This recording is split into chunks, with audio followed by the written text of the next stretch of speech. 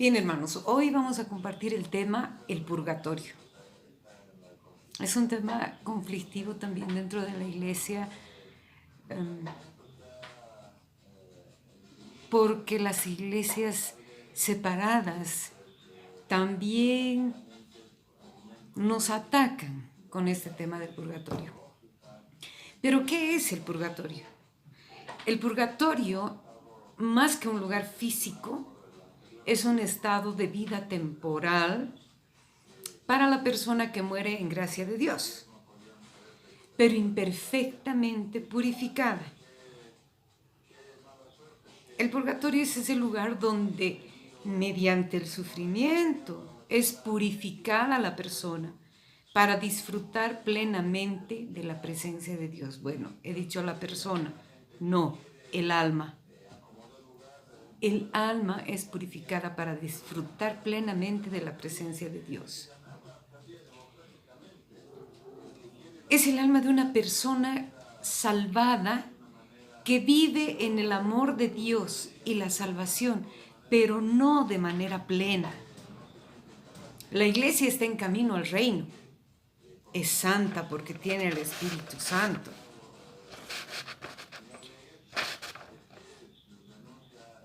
Y es pecadora porque muchas veces se ha comprometido o se ha vendido a poderes terrenales. La salvación, sobre todo en la época de la Edad Media, costaba dinero. Era santa y pecadora, divina y humana, eterna y peregrina.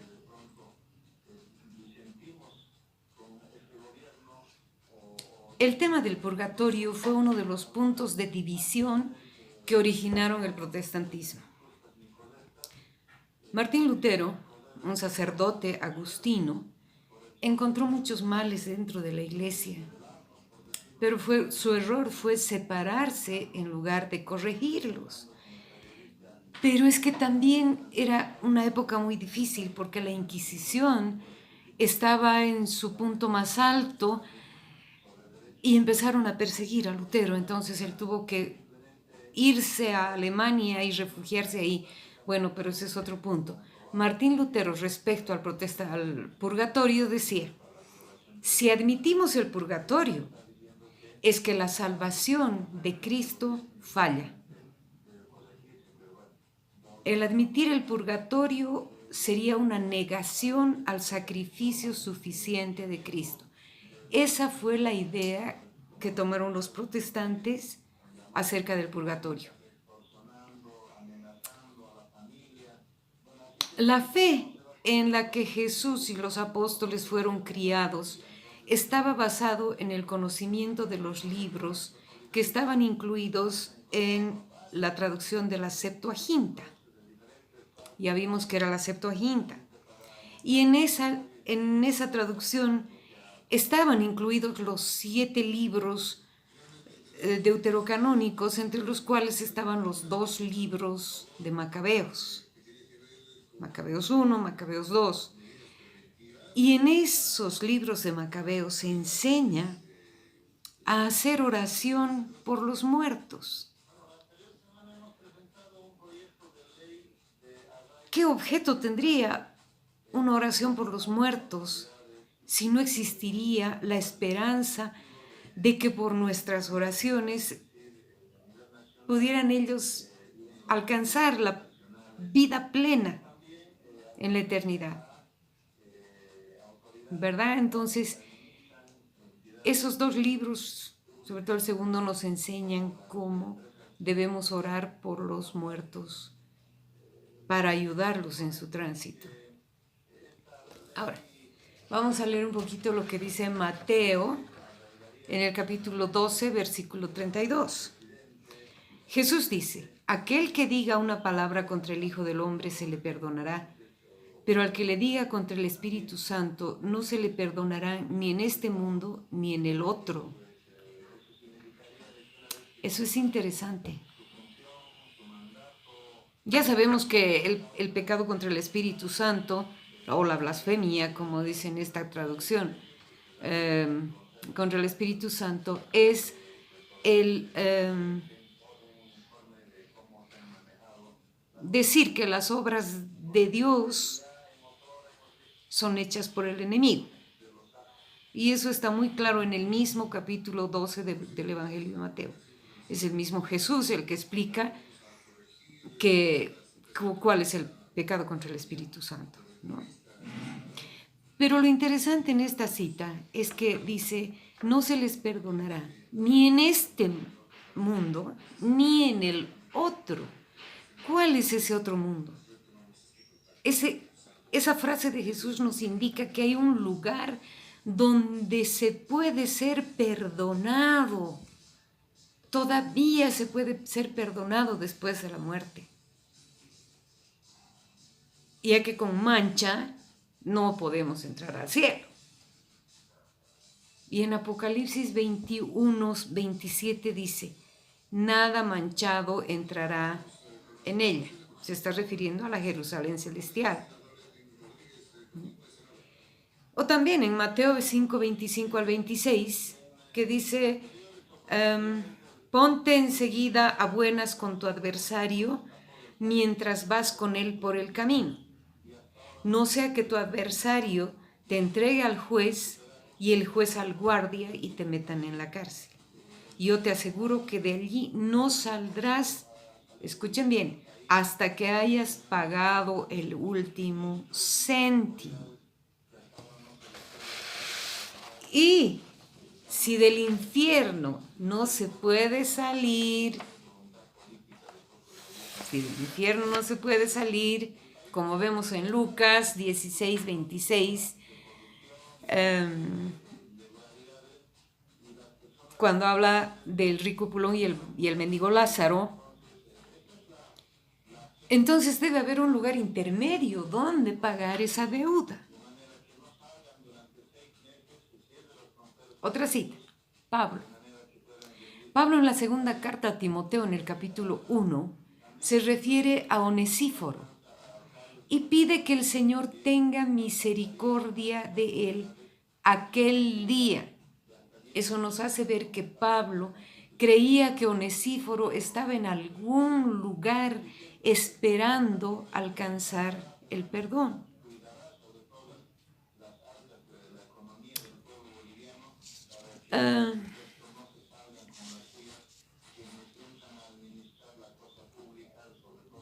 Cuando hablamos de Jesús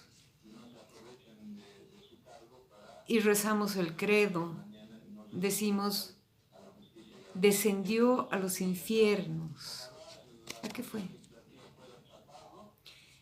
De hecho, no fue exactamente el infierno donde está el enemigo, ¿no?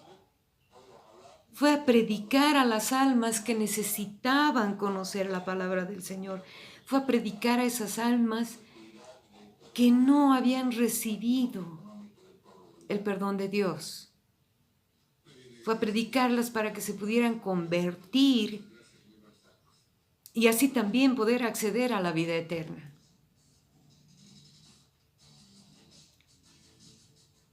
Tertuliano, en su libro Ánima, en el párrafo 58, más o menos el año 208 después de Cristo, usa el ejemplo de una prisión como penitencia, señalando el sufrimiento del purgatorio que es necesario para las transgresiones menores. Obviamente, pecado mortal no va a ser. Un pecado contra el Espíritu Santo no va a ser. Pero sí esas pequeñas faltas, bueno, a los ojos de Dios no hay pequeñas ni grandes faltas, todas son faltas, las faltas son faltas. Y el pecado es pecado, pero bueno. De Tertuliano rescatamos eso, el sufrimiento del purgatorio que es necesario para las transgresiones menores.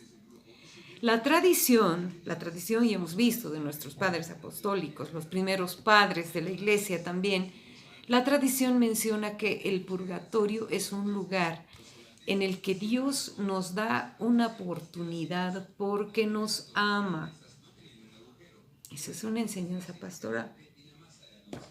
En el Concilio 15, en el siglo XV, en el Concilio de Florencia, se aprobó la existencia de un lugar de purificación más allá de la muerte, recordando que en la segunda carta en el segundo libro de los Macabeos, en el capítulo 12, versículo 38 exactamente, se habla de la oración por los muertos.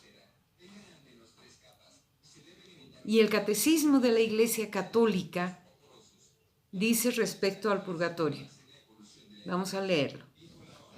Dice: todo aquel que muera en gracia de Dios, pero sin estar perfectamente purificado, efectivamente tiene garantía de su salvación eterna, pero luego de la muerte deben someterse a una purificación de manera que alcancen la santidad necesaria para entrar en el gozo del cielo. Eso nos dice el catecismo de la Iglesia Católica.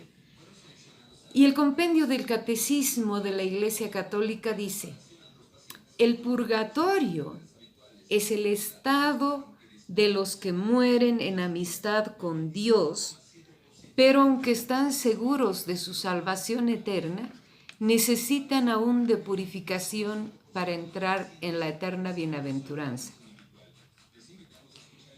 En virtud de la comunión de los santos, los fieles que peregrinan aún en la tierra pueden ayudar a las almas del purgatorio ofreciendo por ellas oraciones de sufragio, en particular el sacrificio de la Eucaristía, pero también limosnas, indulgencias y obras de penitencia. Eso es lo que nos dice el compendio del Catecismo de la Iglesia Católica en los artículos 210 y 211. Y también podemos hablar de otras citas que nos hablan los padres de la Iglesia respecto al purgatorio.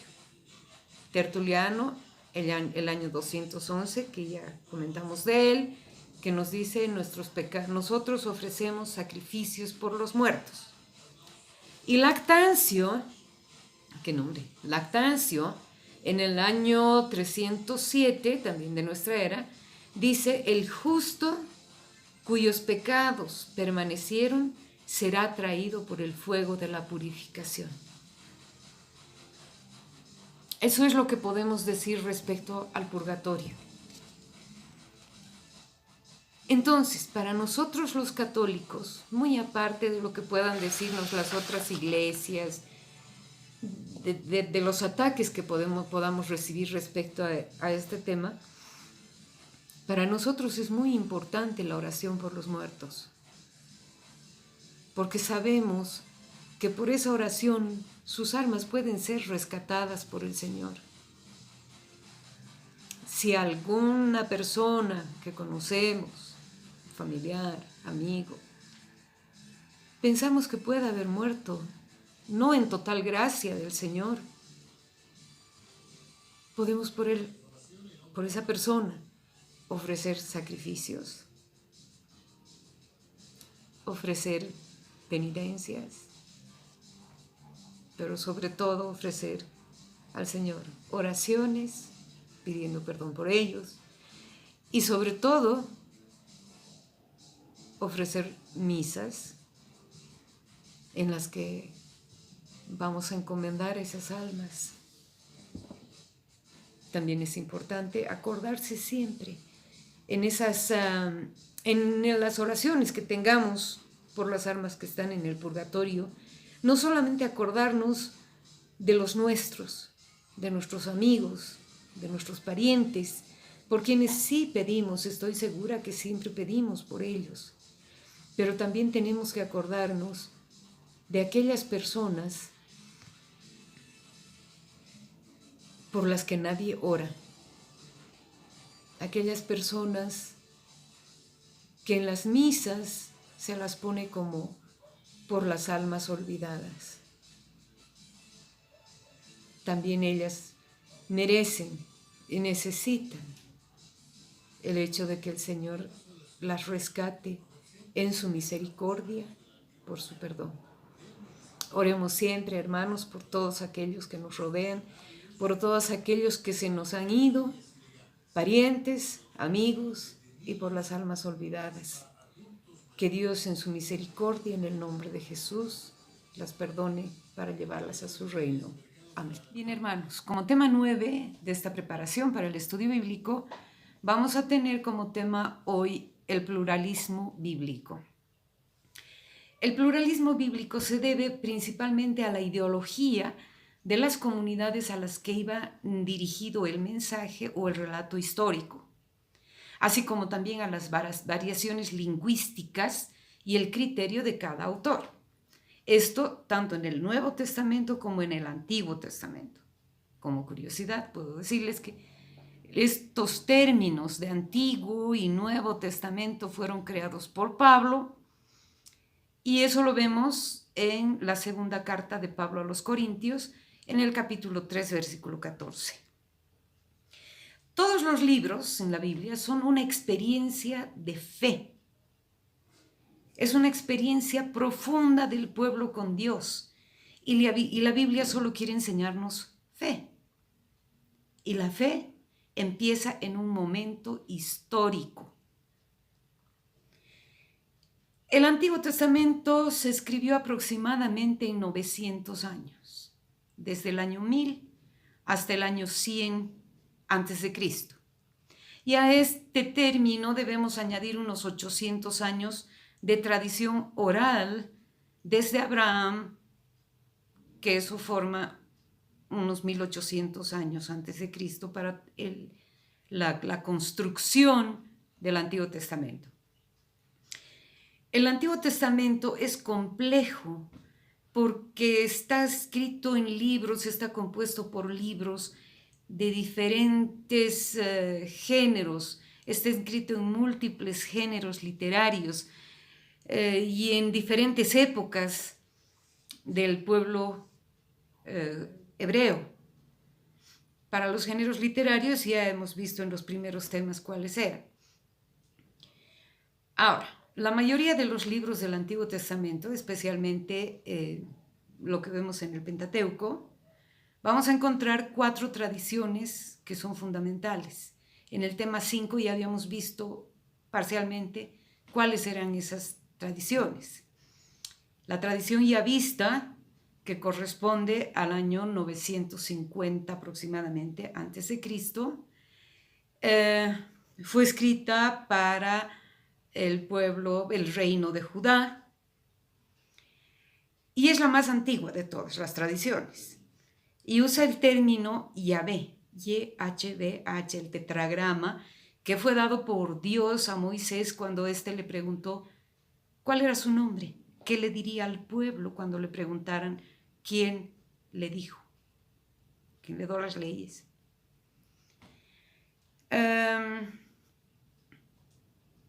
Esta tradición yavista presenta a Dios, a un Dios de figura antropomórfica, es decir, manifestado en forma humana. Es probablemente propio del reino de Israel del sur, el sur de Judá o Judá. La segunda versión de la creación que tenemos en el capítulo 2 de Génesis viene precisamente de esta tradición yavista. Ahora, la segunda es la tradición elohista, que hace uso del término Elohim para dirigirse o referirse a Dios. Y a este Dios, esta tradición lo presenta más intrascendente y es propio del reino del norte de Israel, el reino hebreo, el reino de Israel en el norte. Corresponde al año 850 aproximadamente, antes de Cristo. La tradición deuteronómica, que es la tercera, corresponde aproximadamente al año 621 antes de Cristo y se centra en el cumplimiento de la ley por haber sido escrita en lo que algunos han identificado como el hallazgo de la ley en tiempos del rey Josías. Precisamente el libro del Deuteronomio pertenece a este género y fue escrito durante un periodo de reforma religiosa dentro del pueblo hebreo. Y la cuarta es la tradición sacerdotal, que corresponde aproximadamente al año 450 a.C. Es la más cercana al cristianismo, se centra en las cuestiones del culto judaico y que incluye el relato que se encuentra al principio de todo el Antiguo Testamento. La primera versión de la creación está en el libro del Génesis y corresponde a esta tradición sacerdotal, que es la más nueva, ¿no? Fue escrita, como ya dijimos en la lección quinta, por los Kohanim, que eran los sacerdotes judíos durante el exilio en Babilonia. Todo eso es lo referente al pluralismo bíblico en el Antiguo Testamento. En el Nuevo Testamento vemos que no tenemos gran cantidad de variaciones, de hecho, no hay variaciones. Se escribió en 70 años, del año 30 después de Cristo al año 100 después de Cristo. El primer documento escrito que tenemos en el Nuevo Testamento es la primera carta de Pablo a los tesalonicenses. Y el último es el Apocalipsis, o libro de revelación. El primero, Tesalonicenses, es escrito alrededor del año 35 y el libro de la Revelación alrededor del año 95 de nuestra era. Ahora, ¿qué ocurre con lo que ya hemos visto al principio, los dos relatos de la creación? ¿Por qué hay dos relatos de la creación? Génesis 1 y 2 nos muestran a un Dios eterno. Dios es eterno. Los relatos míticos del Génesis fueron escritos a mediados del siglo X, con la tradición yavista, y en el siglo IV, con la tradición sacerdotal. Y son el producto de una reflexión teológica. No podemos juzgar al Antiguo Testamento con ojos del siglo XXI. Los autores usaron estos mitos para transmitirnos una experiencia de fe. Lo que nos enseña es que somos criaturas de Dios. Es con esa visión que tenemos que leer los dos relatos del Génesis. La variación de los dos relatos nos muestra a dos autores diferentes, obviamente con siglos de diferencia en la escritura. Corresponden a dos tradiciones distintas, la más cercana al cristianismo, la sacerdotal, la más antigua al yavismo. Una de las variaciones es que en el capítulo 1, que corresponde a la tradición sacerdotal, Dios crea primero los árboles y animales y por último crea al hombre y a la mujer juntos. Dice claramente, varón y hembra los creó. Los crea con la misma dignidad.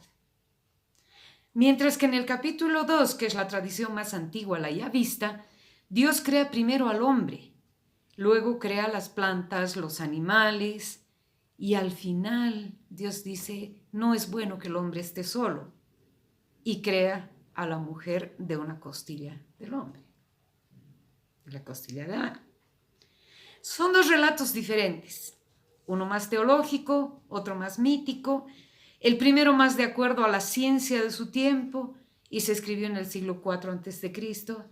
y el segundo en el siglo X a.C. La Iglesia fue literalista hasta la época del Vaticano II, donde surgió la crítica literaria. Y esto nos lleva a leer cada pasaje según el estilo literario en que fue escrito. Tenemos para eso dos teologías. ¿Cuáles son estas dos teologías? En el Levítico están contenidas las órdenes, los ritos cultuales, las normas de vida. La salvación depende del culto. Esta es la teología oficial del judaísmo. La salvación depende del culto. Es la teología del sumo sacerdote.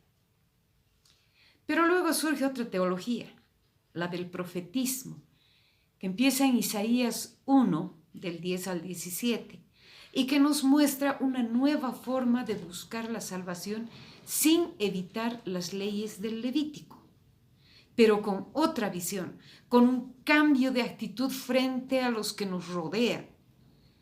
Pablo a los Corintios en su segunda carta, en el capítulo 3, dice: la letra mata, pero el espíritu vivifica.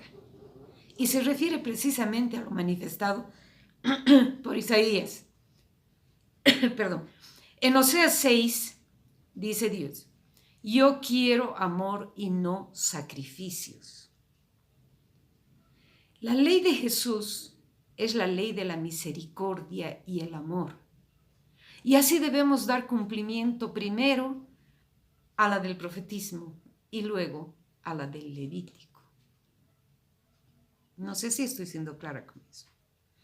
Primero la ley del amor, luego la ley del Levítico, la ley de la salvación que depende del culto. No podemos apartarnos del judaísmo. Nosotros, cristianos, católicos, no podemos apartarnos del judaísmo. Jesús nos dijo en Mateo 5:17, no he venido a abrogar la ley, sino a darle cumplimiento. Y Jesús era un buen judío, un judío practicante. Y nosotros, para ser buenos cristianos, primero tenemos que aprender a ser como Jesús, buenos judíos. Otro tema que tenemos ahora es el bautismo de Jesús.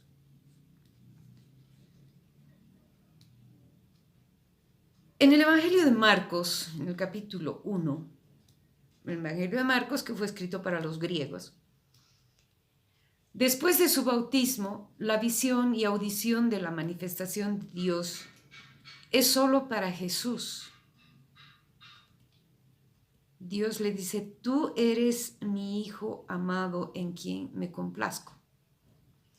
Mientras que en Mateo, que es un evangelio escrito para los judíos convertidos al cristianismo, en el capítulo 3 nos dice la tendencia a hacer esa experiencia pública es la revelación de Dios al pueblo que ve y oye. ¿Sí? Porque en ese dice, Dios dice, este es mi Hijo amado, escúchenlo. Se está refiriendo al pueblo, es diferente de lo que dice en Marcos, que la revelación es solo para Jesús. Y en Lucas tenemos una cita distinta de las de Marcos y Mateo. Es también una experiencia del pueblo que ve y oye. Pero en cambio, en Juan capítulo 1, versículos 32 al 34, es una experiencia y es una visión de Juan Bautista. Es una revelación teológica la que encontramos en el Evangelio según San Juan. ¿Ya? Después de 30 años en la carpintería, Jesús se convierte, no del pecado, sino de la vida familiar.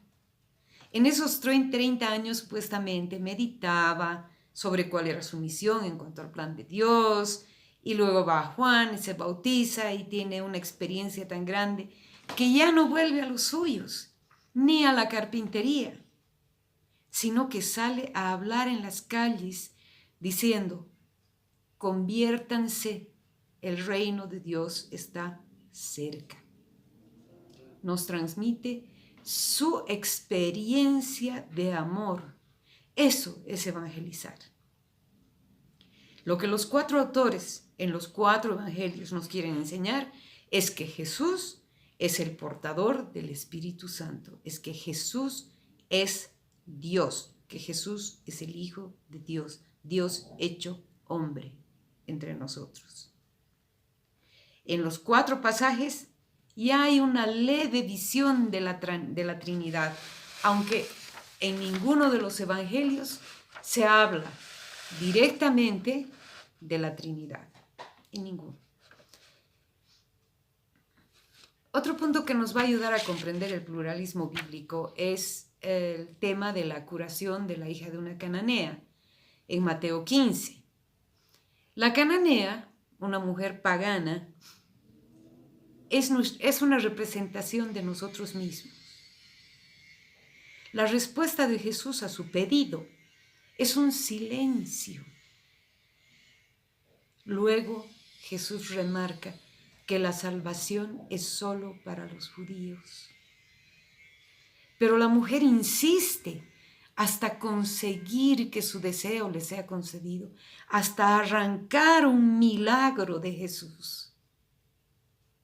Este es un milagro excepcional en el Evangelio de Mateo, ya que Mateo escribe para una comunidad de judíos convertidos. Pero el momento en que la mujer cananea, de hecho, le da una lección a Jesús, porque Jesús le dice, la salvación es para los judíos. Y la mujer le dice, los perritos también comen las migajas que caen de la mesa de sus amos. Es una lección. Y con esa lección ella le arranca ese milagro a Jesús. Es muy hermoso este relato. Pero vemos, eso hemos visto en Mateo, pero en Marcos vemos que la mujer ya no es cananea, la mujer es sirofenicia, o sea, griega. Y esto es porque Marcos está escribiendo para una comunidad de romanos cristianizados. Ya no hay silencio, ya no hay el silencio que vemos en Mateo, sino que Jesús le responde con una fina promesa y luego viene la curación. Da a entender que la salvación es también para los paganos. Y esto se confirma en los Hechos de los Apóstoles en el capítulo 13 con las 2 etapas mencionadas de la salvación. Primero para los judíos y luego para los paganos. Lo importante en ambos relatos es que quieren enseñar que la salvación es para el que cree. Como dice Marcos 16:16, el que crea y sea bautizado se salvará. Otro punto que nos muestra el pluralismo bíblico, y muy ampliamente, es la multiplicación de panes y pescados, o panes y peces, como se conoce. En Mateo 14, Marcos 6 y Lucas 9, Jesús les dice, denles ustedes de comer. Destaca la función servicial de los apóstoles. Mientras que en Juan 6:11 es Jesús mismo quien reparte después de dar gracias el pan. En Juan, el acto de dar gracias antes de repartir el pan es una representación simbólica de la institución de la Eucaristía. Es simbólica porque representa, pero no contiene. Por ejemplo, la bandera representa al país, pero no contiene al país.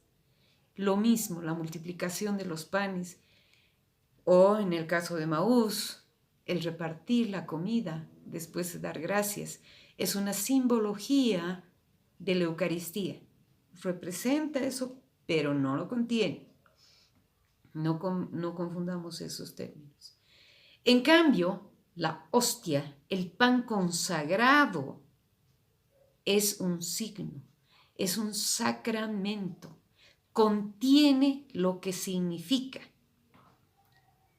El pan consagrado contiene a Jesús. Esto para la Iglesia Católica, ¿no? Y también para la Iglesia Anglicana Alta.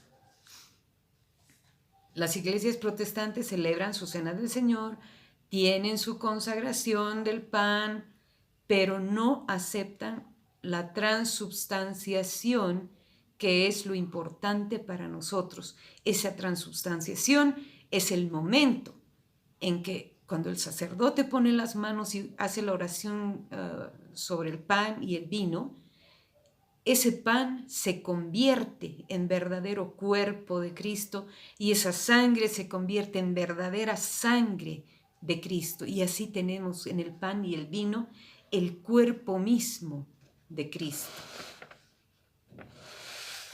Esos son temas muy importantes para que podamos darnos cuenta de cómo está el pluralismo bíblico.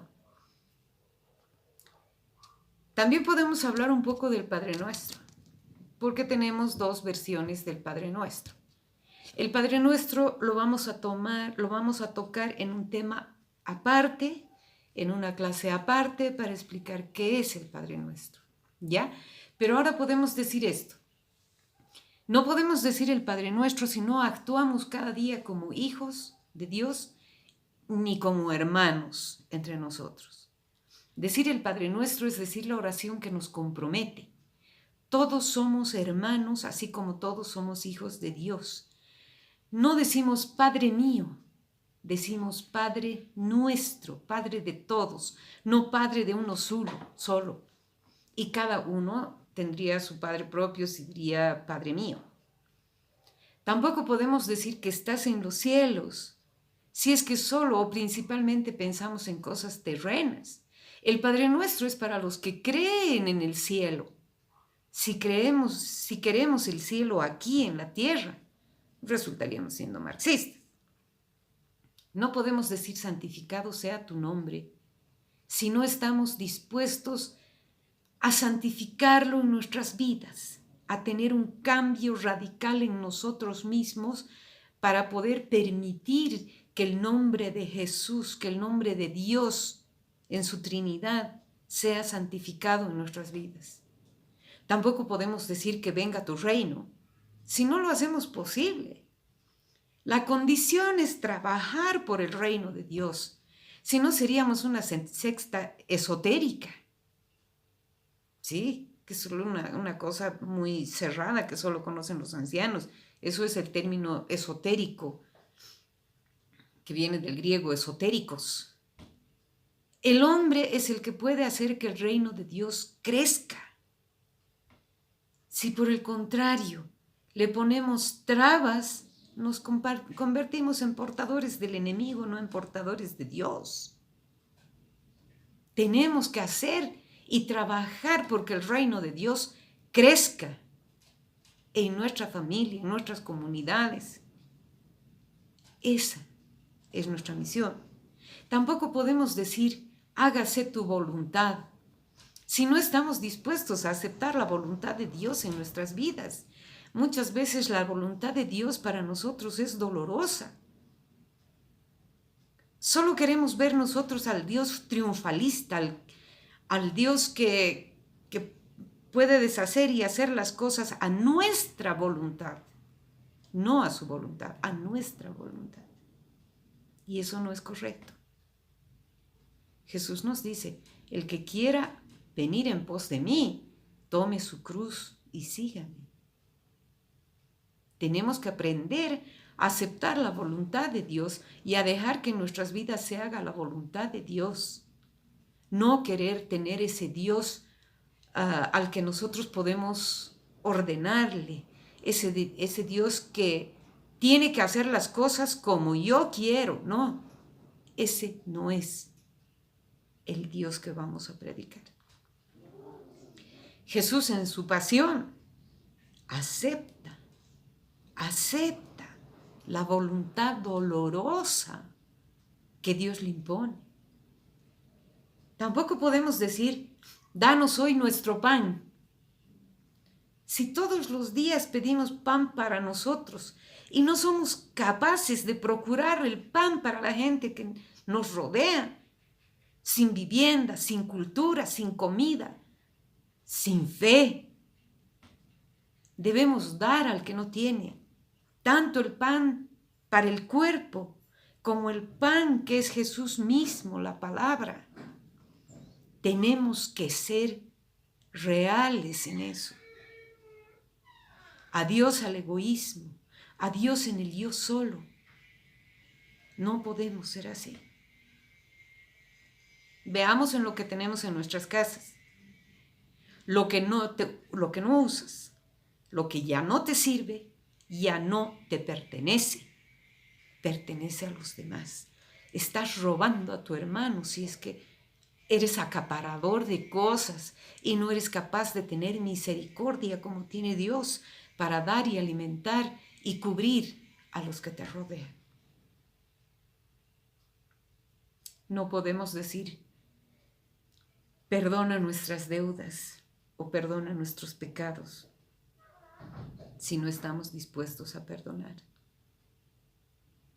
En el Padre Nuestro nosotros decimos, perdona mis pecados, perdona mis ofensas, en la misma medida en que yo perdono al que me ofende, en la misma medida en que yo perdono al que peca contra mí. Si yo no estoy dispuesto a perdonar, no puedo esperar el perdón de Dios. Si digo, perdóname en la misma medida en que yo perdono, y yo estoy condenando a mi hermano, estoy pidiendo condenación para mí. Tenemos que aprender a pedir perdón. Y también, en la última parte ya, decir, líbranos del mal. Tenemos que aprender a pedir la ayuda del Señor para que esté siempre con nosotros y nos ayude a evitar el mal que estará siempre en nuestros caminos. Estamos rodeados del mal. Somos seres humanos, proclives a caer en cualquier momento. Pero si estamos con la fuerza y el amor del Señor dentro de nosotros, con ese espíritu que nos guía, vamos a poder decirle, Señor, líbranos del mal. Ayúdame a apartarme de lo que es malo. Ayúdame a apartarme de lo que no es bueno para mí.